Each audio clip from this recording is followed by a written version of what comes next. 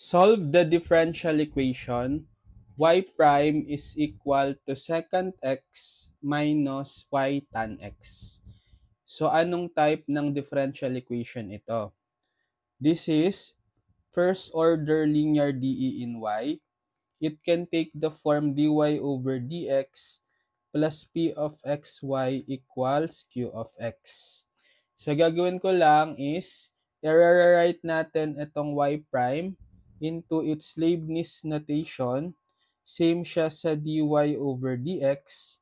Tapos, itong negative y tan x, transpose ko sa kaliwa, magiging positive y tan x equals q of x, which is yung secant x. So, kung ipapattern natin itong given DE sa first order linear DE in y, so this is linear DE in y, ito na yung dy over dx, ito yung y, so therefore, ano yung p of x? Yung p of x is yung function of x na nakamultiply sa y, which is tan x, right? And then yung q of x is yung function of x sa right side, which is secant x. So to solve first order linear DE, hanapin natin yung integrating factor or IF for short. So ang formula ng integrating factor or IF is equal to E raised to the integral of P of x dx.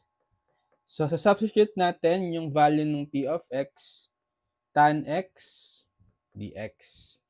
So E raised to the integral of tan x, so it is equal to ln of secant x, right? But by inverse property, kung meron kang e to the ln x, it is just equal to x. Or e raised to ln secant x is equal lang sa expression inside the ln, which is yung absolute value ng secant x. Or kahit i-disregard nyo na yung absolute value, secant x na lang.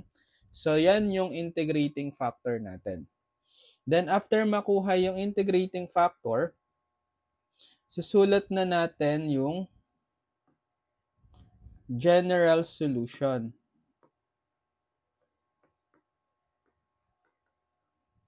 So, ang general solution ng first order linear DE in y will be y times integrating factor equal to q of x times integrating factor dx plus c.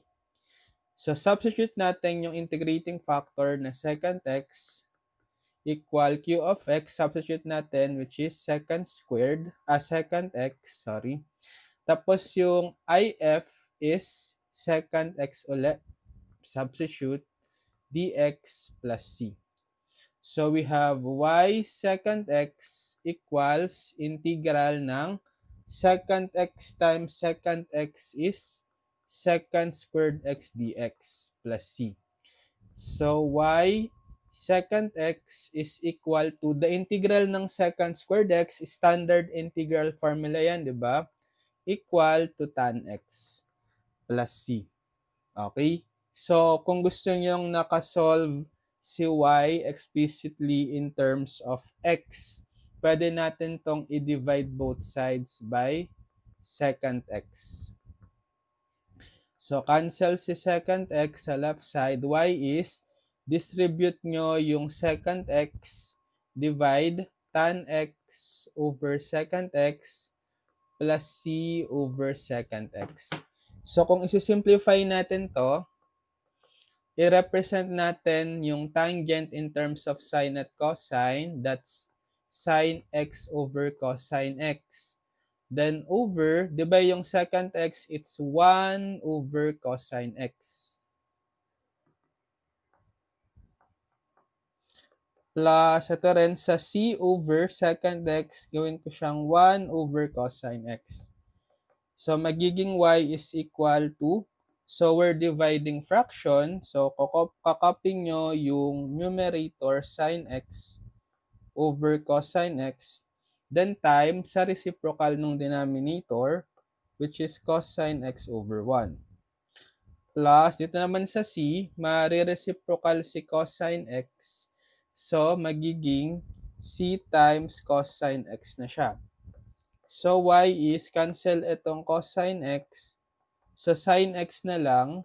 Then, plus c cosine x. So, this is the general solution.